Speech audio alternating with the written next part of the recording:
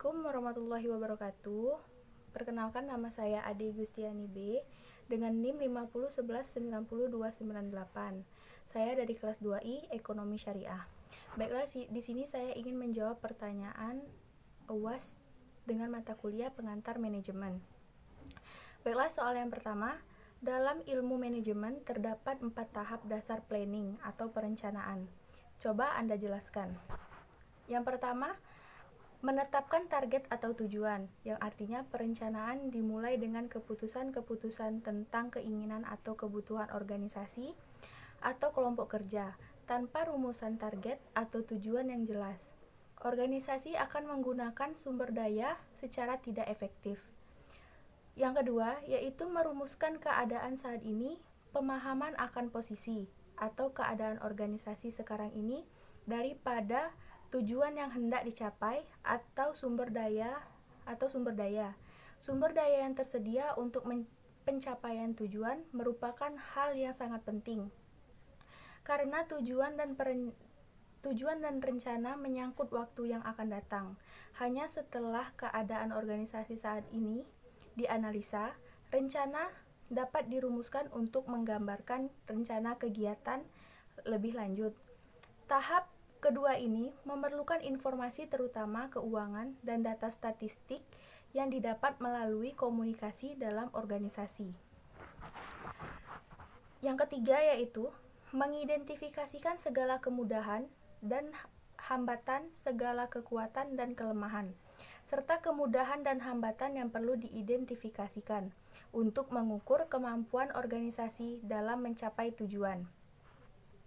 Oleh karena itu, perlu diketahui faktor-faktor lingkungan intern dan ekstern yang dapat membantu organisasi mencapai tujuannya, atau yang dapat menimbulkan masalah. Walaupun sulit dilakukan, antisipasi keadaan, masalah, dan kesempatan serta ancaman yang mungkin terjadi di waktu yang mendatang adalah bagian esensi dari proses perencanaan.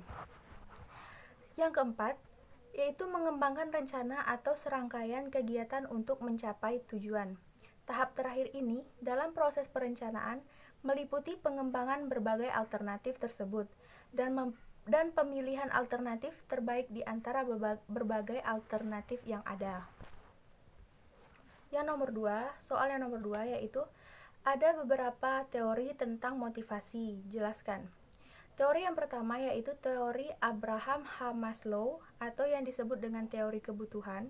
Artinya teori motivasi yang dikembangkan oleh Maslow pada intinya berkisar pada pendapat bahwa manusia mempunyai 5 tingkatan atau hierarki kebutuhan, yaitu tingkatan yang pertama, kebutuhan fisiologikal atau physiological needs. Yang kedua, kebutuhan rasa aman atau safety needs. Yang ketiga, kebutuhan akan kasih sayang atau love needs. Yang keempat, kebutuhan akan harga diri atau esteem needs. Yang kelima, aktualisasi diri. Dengan demikian, dapat dikatakan bahwa lebih tepatnya apabila berbagai kebutuhan manusia digolongkan sebagai rangkaian dan bukan sebagai hierarki. Teori yang kedua yaitu teori McClellan atau yang disebut dengan teori kebutuhan berprestasi. Teori ini menyatakan bahwa motivasi berbeda-beda sesuai dengan kekuatan, kebutuhan seseorang akan prestasi. Teori yang ketiga yaitu teori Clayton-Alderfer atau teori ERK. Istilah dari E yaitu eksistensi yang artinya kebutuhan akan eksistensi. Istilah dari R yaitu relatedness yang artinya kebutuhan untuk berhubungan dengan pihak lain. Yang ketiga, istilah dari G yaitu growth yang artinya kebutuhan akan pertumbuhan. Artinya, seseorang dapat menyesuaikan diri pada kondisi yang objektif yang dihadapinya, antara lain memusatkan perhatiannya kepada hal-hal yang mungkin dapat dicapainya. Teori yang keempat yaitu teori Herbert atau teori 2 faktor. 2 faktor maksudnya yaitu faktor motivasional yang artinya hal-hal yang mendorong berprestasi yang sifatnya intrinsik yang berarti bersumber dari dalam diri seseorang. Dan faktor higiene atau pemeliharaan, yang artinya faktor-faktor yang sifatnya ekstrinsik yang berarti bersumber dari luar diri seseorang tersebut. Teori yang kelima yaitu teori keadilan. Teori ini terletak pada pandangan bahwa manusia tergolong untuk menghilangkan kesenjangan antara usaha yang dibuat bagi kepentingan organisasi dengan imbalan yang diterima. Teori yang keenam yaitu teori penetapan tujuan atau goal setting theory. Teori ini mengemukakan bahwa dalam penetapan tujuan memiliki 4 macam mekanisme motivasional, yaitu yang pertama, tujuan-tujuan mengarahkan perhatian. Yang kedua, tujuan-tujuan mengatur upaya. Yang ketiga, tujuan-tujuan meningkatkan prestasi.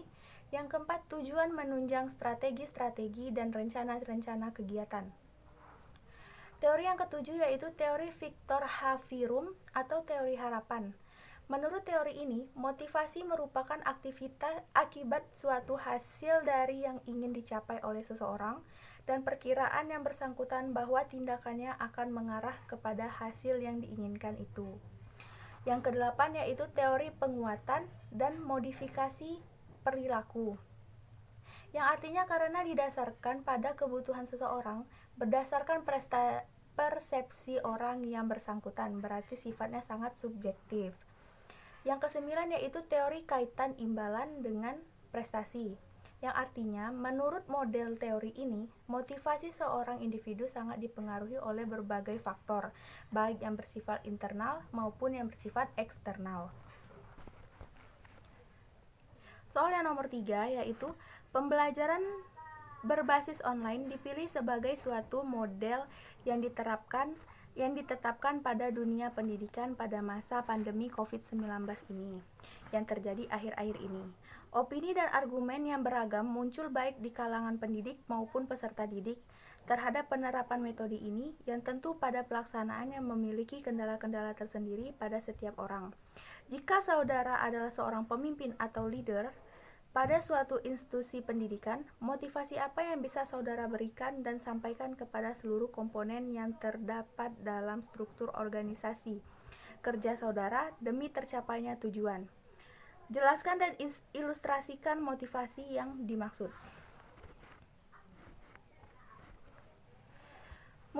Jawabannya yaitu munculnya virus corona atau COVID-19. Wujud virus ini sangat kecil, tetapi dampaknya sangat besar.